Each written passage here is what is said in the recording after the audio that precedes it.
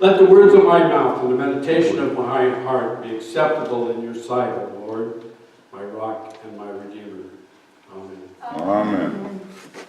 I'm basically going to give you guys a book report today. And the name of the book is The Air I Breathe. And the author is Louis Giglio. It's spelled Giglio, but they pronounce it Giglio. And we received this book back in September when we went to the Via de Cristo event, which is something, remind me later, I need to talk about that. Our life is a journey. We go through several stages of ours. We start with our school year. We get into married life, some of us which lasts forever. And other things, the kids that we have, then the kids leave and go away, and you end up with an empty nest. And there are other sidetracks that each one of us have. It makes our life unique, and that each one of us has those things that are special to us. For me, one of them was teaching, and I really enjoyed teaching. I was a science teacher, and probably the most special lab that I ever did was distillation of wood. Real clean topic, huh? Distillation of wood, who does that? Me. It's basically an organic chemistry lab, but it's a great lab.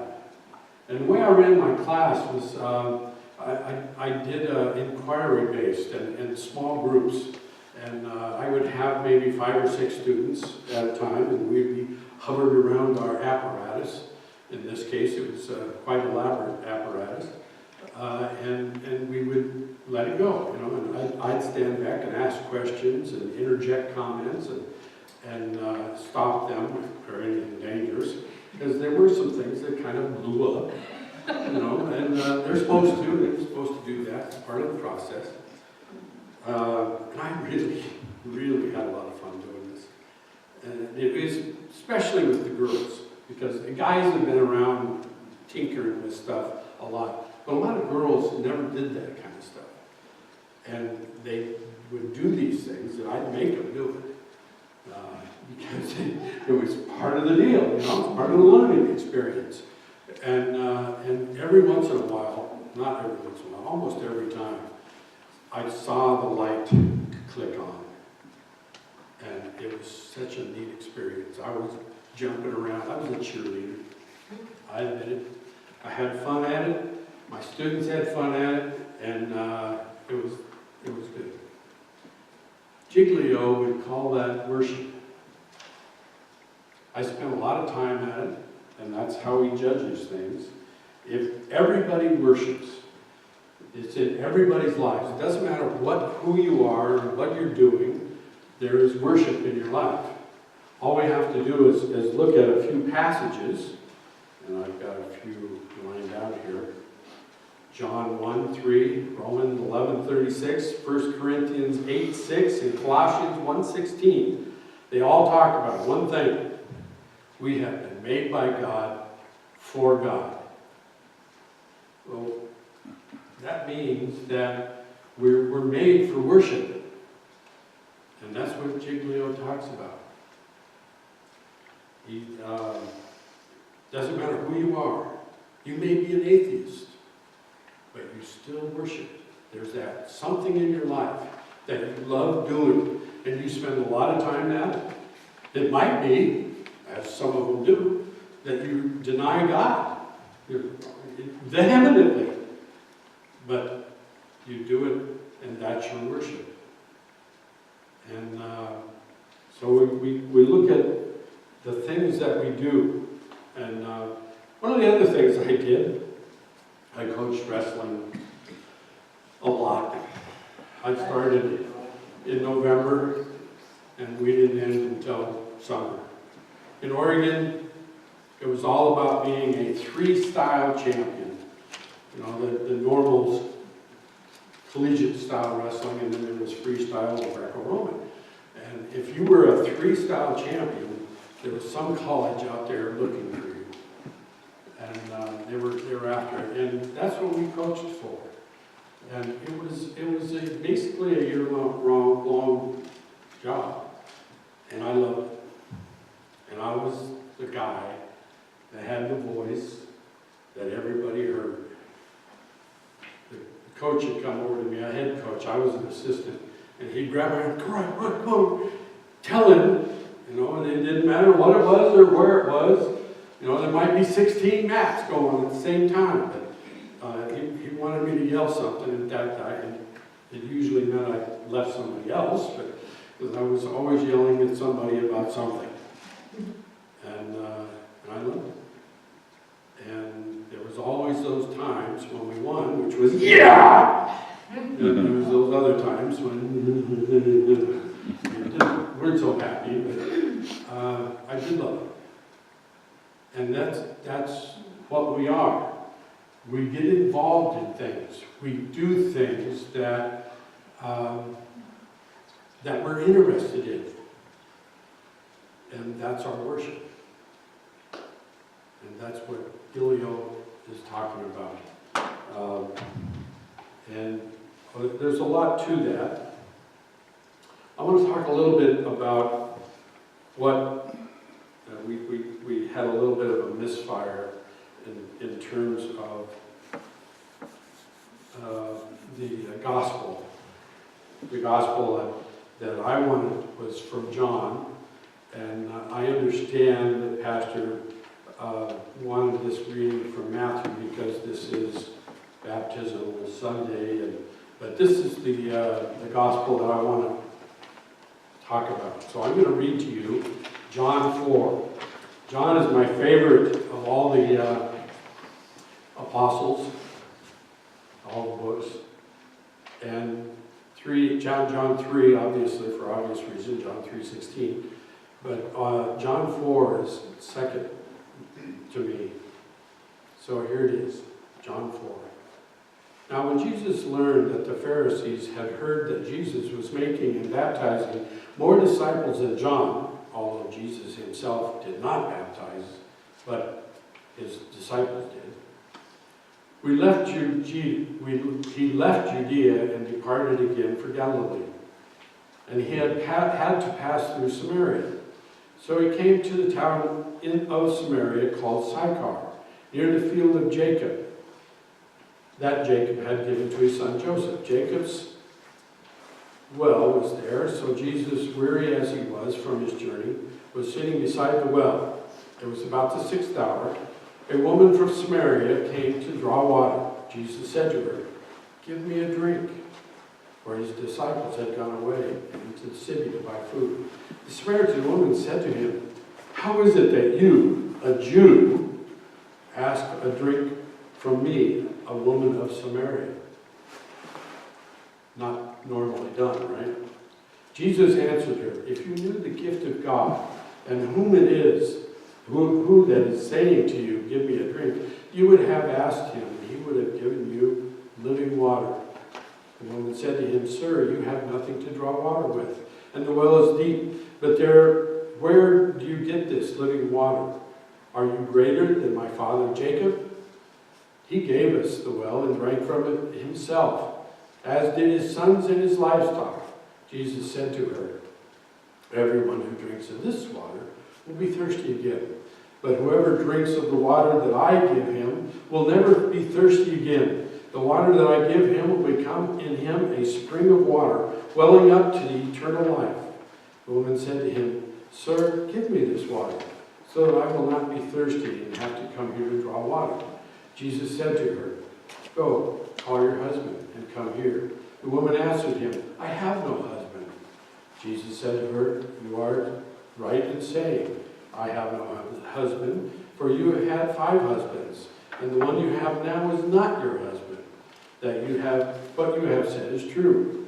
The woman said to him, "Sir, I perceive that you are a prophet. Our fathers worshipped on this mountain, but you say that in Jerusalem is the place where people ought to worship." Jesus said to her, "Woman, Believe me, the hour is coming when neither this mountain nor in Jerusalem will you worship the Father. You worship what you do not know. We worship what we know. For salvation is from the Jews. But the hour is coming and is now here when the true worshipers will worship the Father in spirit and truth. For the Father is seeking such people to worship him. God is spirit, and those who worship him must worship him in spirit and truth. The woman said to him, I know that the Messiah is coming. We had a little discussion about this, didn't we? We were in Stephen Ministry and we were discussing this same passage. And I was mentioning that I thought the woman was a little bit slow. And I was corrected immediately that she was not slow. She was just stating her opinion. And it was a good opinion. And we can talk about that quite a bit, actually, but I don't want to get sidetracked from what I'm actually looking for. So what was the woman doing? How is it that you, a Jew, asked me for a drink? I mean, that was really forbidden back then. They were Jews. Realize that the Samaritans were Jews. They just worshipped on the mountain. They did not believe that they had to Jerusalem. And that made a big separation between the two groups, most of Israel and the Samaritans. But it's what Jesus said in the answer that is really important. She was perplexed by the fact that he would talk to her. She was also perplexed that she would have to go to Jerusalem, and since he's a prophet, she expected an answer. But he didn't give her the answer that she really wanted. She gave her a who answer, right? She talked about who God is. And this is really important. It gives us some firm ground of who God is.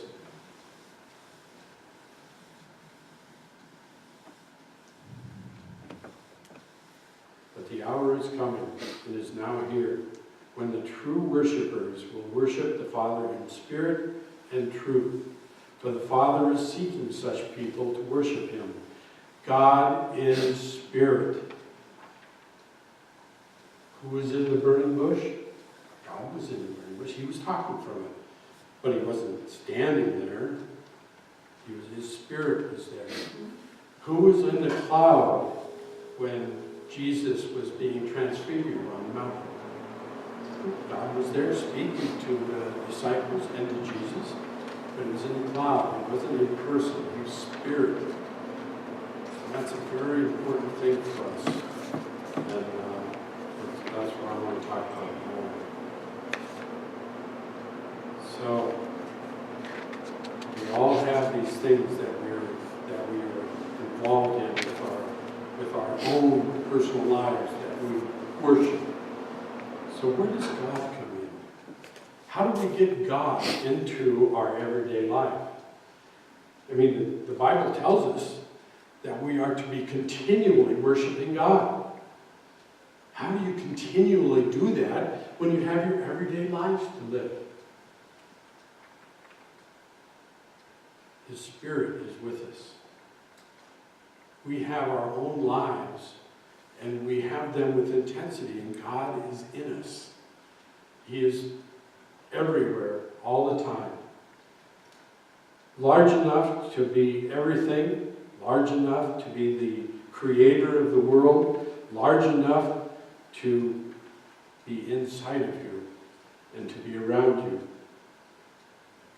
And you can express that in everything that you do. So when I'm sitting on the sidelines yelling at this poor wrestler that's being pinned and I'm telling him, get off your back! You know, it's God within me. I have to remember it. I have to recall it. It's something I have to think about. But God is there. And He is with you. Always. And we need to rely on that. And even though we're not here worshiping, we can be worshiping continually because God is with us. Wherever we are, whatever we're doing, whatever we happen to be worshiping also, we can be worshiping God because He is with us. All we have to do is sense that. Just make the connection. While you're in those situations, within yourself, give of yourself, then He will be there.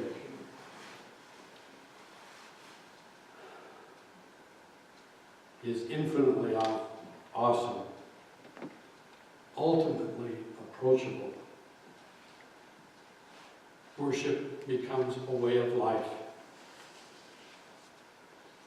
We do these things, and the expressions that we make, the things that we say to people come from here. And if they come from here, and you recognize the Spirit of God, you will be worshiping God. Amen. Amen.